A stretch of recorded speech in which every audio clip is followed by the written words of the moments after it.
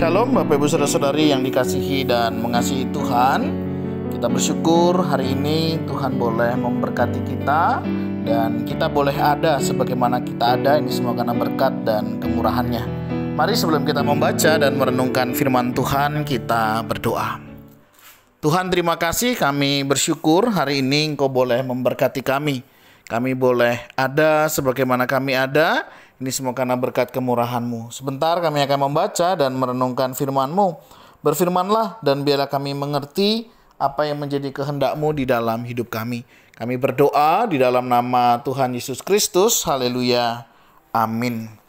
Ayat bacaan kita hari ini terambil di dalam kitab Daniel pasal yang ke-11 ayat yang ke-36 sampai 45. Saya akan membacakan satu ayat yang terambil dari ayat yang ke-39. Dan ia akan bertindak terhadap benteng-benteng yang diperkuat dengan pertolongan dewa asing itu. Siapa yang mengakui dewa ini akan dilimpahi kehormatan. Ia akan membuat mereka menjadi berkuasa atas banyak orang, dan kepada mereka akan dibagikannya tanah sebagai upah. Amin. Demikianlah firman Tuhan. Mari kita merenungkannya. Bapak Ibu Saudara yang dikasihi dan mengasihi Tuhan, saya masih ingat ada satu cerita di keluarga kami, di mana pada saat itu kakek saya adalah orang yang belum percaya kepada Tuhan Yesus. Ya, jadi dulu kakek saya itu masih di agamanya yang lama. Kemudian juga percaya kepada arwah begitu ya, dan juga jimat-jimatnya. Suatu kali kakek saya itu rumahnya kebakaran. Nah, pada saat rumahnya kebakaran itu, dia bilang sama jimatnya, "Kamu tak jaga, tak rawat ya." Artinya dikasih makan dan lain sebagainya. Seperti itu kira-kira. "Kamu tidak bisa menjaga rumahku. Ngapain lagi aku pelihara kamu?" Akhirnya jimat itu dibuang, dan akhirnya kakek saya menerima Tuhan Yesus di dalam hidupnya. Karena pada saat itu ada seorang hamba Tuhan yang melayani kakek saya. Nah, Bapak Ibu Saudara, ada banyak orang itu masih mempercayai dengan yang namanya jimat, begitu ya, roh-roh nenek moyang, termasuk dewa-dewa di dalam kehidupannya. Jadi kalau saya itu baik sama dewa, nanti dewa itu juga akan baik kepada saya. Ya, termasuk ketika saya memelihara jimat-jimat tertentu begitu ya. Nanti jimat-jimat itu yang akan melindungi. Ya, ini satu kebudayaan yang mungkin sampai hari ini masih banyak orang yang melakukannya ya. Pergi kemana-mana bawa jimat begitu ya. Mau naik pangkat pakai jimat begitu ya. Mau usahanya lancar pakai jimat begitu. Dan mungkin ada hal-hal yang lain juga yang digunakan supaya meloloskan keinginan dan harapannya. Nah, Bapak Ibu Saudara, ternyata hal ini bukan baru-baru ini aja terjadi. Zaman dulu jauh ya, di mana zaman Daniel juga ada, Bapak Ibu Saudara ya. Dikatakan siapa yang mengakui dewa ini akan dilimpahi kehormatan.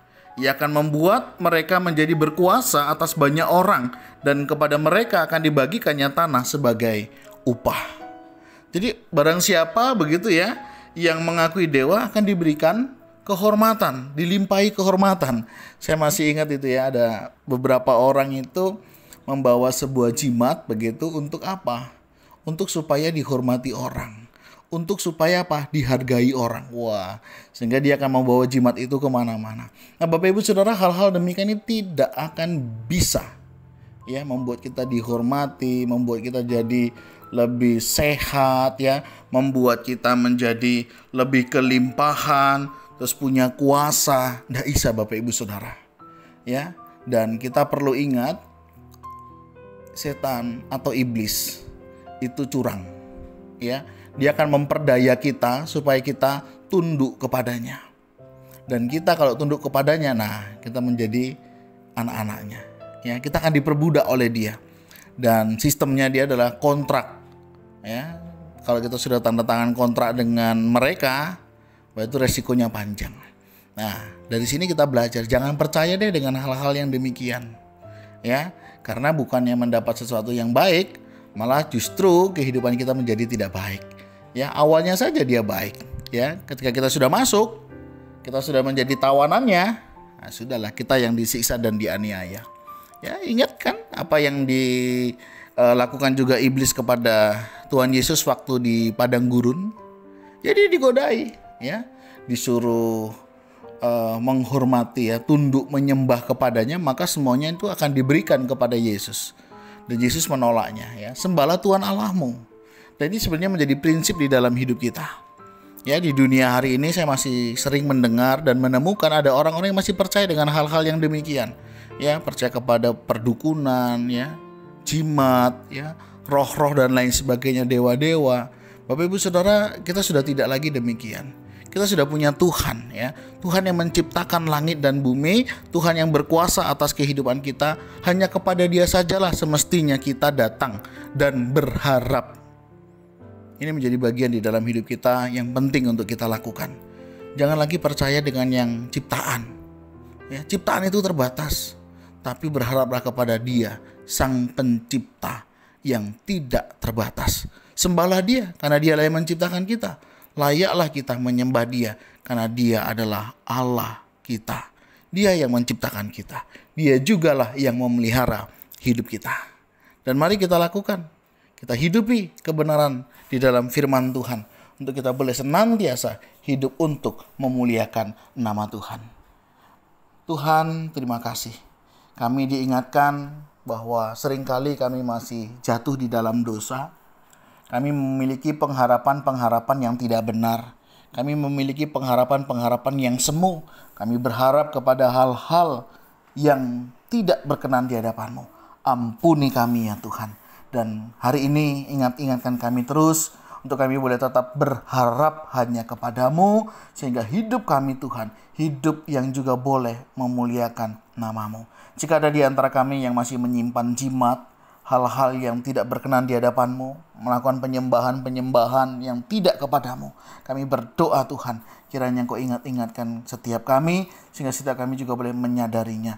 Dan kami mau melepaskan segala ikatan, kuasa gelap roh-roh jahat yang ada di dalam kehidupan kami, untuk kami boleh hidup hanya untuk kemuliaan bagi nama Tuhan. Dan biarlah Tuhan yang bertata di atas kehidupan kami. Kami berdoa Tuhan untuk kehidupan kami selanjutnya, biarlah kami tetap hidup menyembah hanya kepada-Mu saja. Kami berdoa di dalam nama Tuhan Yesus Kristus. Haleluya. Amin. Mari Bapak Ibu Saudara, jangan pernah berharap di luar Tuhan. Tetaplah berharap hanya kepada Tuhan kita saja. Tuhan Yesus memberkati kita sekalian. Shalom.